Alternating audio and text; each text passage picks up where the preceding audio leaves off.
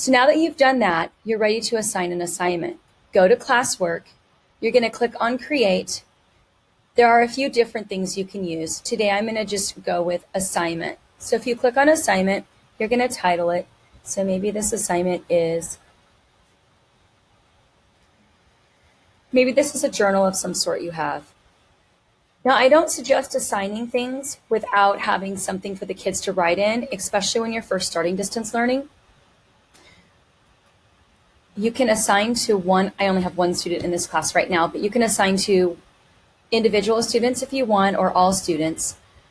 You can also, if you have multiple classes, you can assign to multiple classes at one time. You can give it whatever kind of points you want or make it ungraded. You can give it a due date. You can also give it a topic. I'm going to do another subject on topics later on. So you can choose to create or add. Usually I add something straight from my Google Drive that I might already have. If you're doing a Google form or something like that, you would simply just click it. But if you're doing something where you want the students to write on it, like for example, maybe it's this slides here, I would click insert. And the most important thing that you want to make sure you do is over here where it says students can view a file, you want to make sure that you make a copy for each student. Students can edit a file means your entire class is editing the one piece of paper. That's not usually an option that you want to choose unless you have a Google slide where you have each student is assigned to one slide and they know exactly where they're supposed to be writing on. Even still, that can be kind of tricky with distance learning and not knowing your class right away. So I suggest making a copy for each student. That's like going to the copy machine at work and making a copy and passing it out. Then you're going to simply click assign. Now that assignment is ready for your students, once it posts, it takes a little while because it's making a copy. So now if I go over here and I'm a third grade student, notice it's not in my stream, but if I go to classwork, the journal assignment is here. I can click here, view assignment.